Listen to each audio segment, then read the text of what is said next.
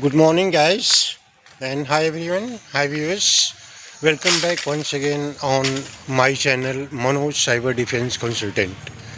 For today's, we are going to discuss on multiple cyber attacks, very high-level attacks, which is happening on daily basis into corporate environments and enterprise segments.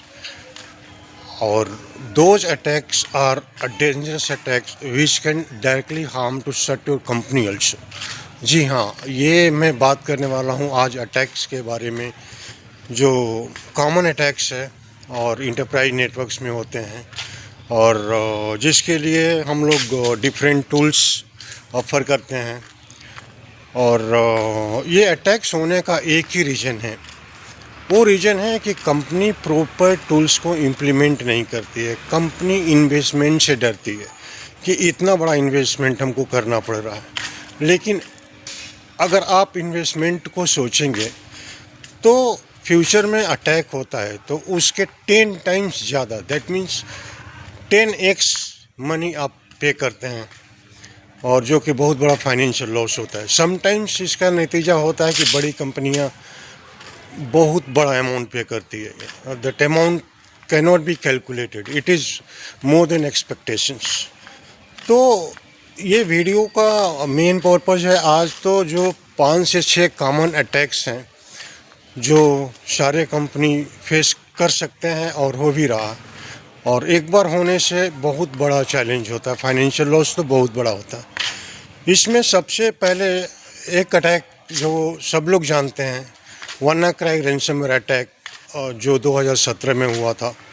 तो वो attack पूरे systems को encrypt कर देता है और data को real format में लाने के लिए आपको बहुत बड़ा रैंसम अमाउंट देना पड़ता है।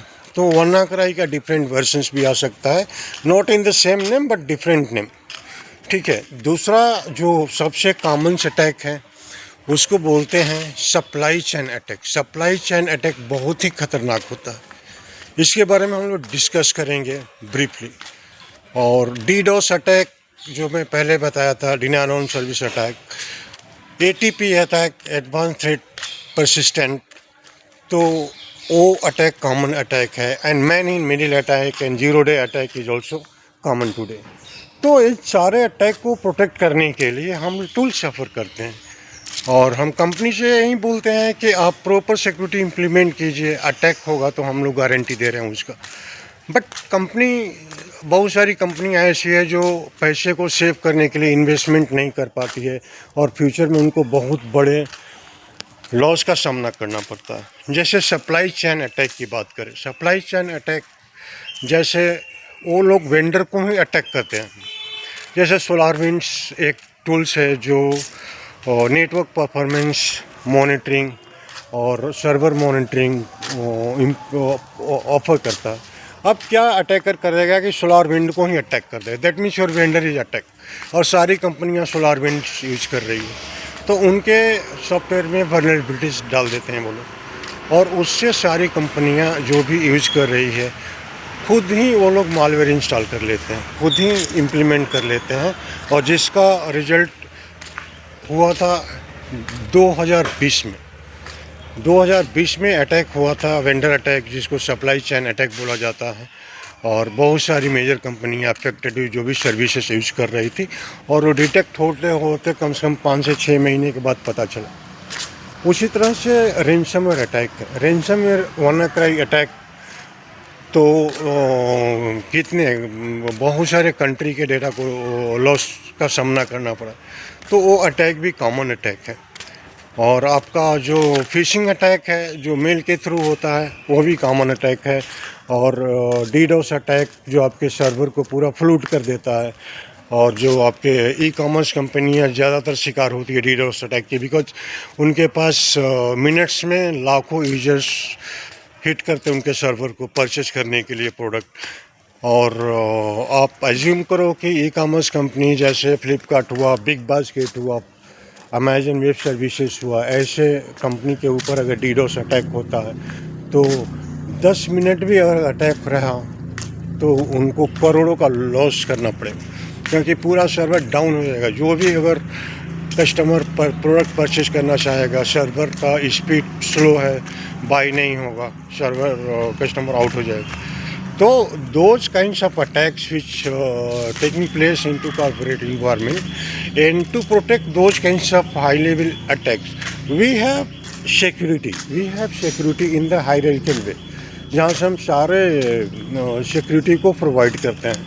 हमारे पास DDoS और अटैक प्रोटेक्शंस का टूल्स है, हमारे पास रेंसमवेयर अटैक का टूल्स है, और हमारे पास मैन इन मिडल अटैक, एंजूरोर अटैक का भी टूल्स है, SQL इंजेक्शंस का टूल्स है.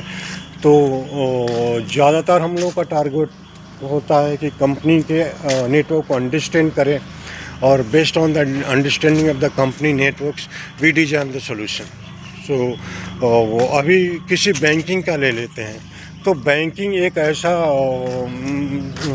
ऑर्गेनाइजेशंस है जो बहुत ही हाई लेवल का सिक्योरिटी की ज़रूरत पड़ती है.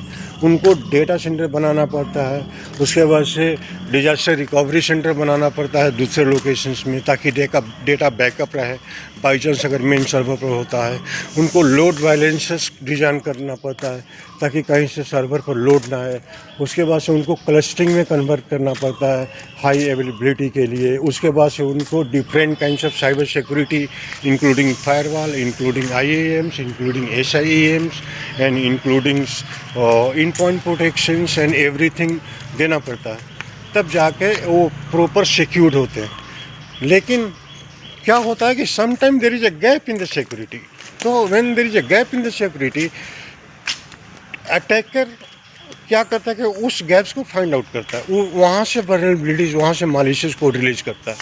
इसके लिए हम लोग बराबर जब भी प्रेजेंट करते हैं सॉल्यूशन, तो बोलते हैं कि your security should be in the way where from the beginning, that means the network layer से लेकर के टिल एप्लीकेशन लेयर तक, जो ओपन सिस्टम इंटरकनेक्शंस में 7 लेयर होते हैं जो कम्युनिकेट करते हैं आपके नेटवर्क्स को.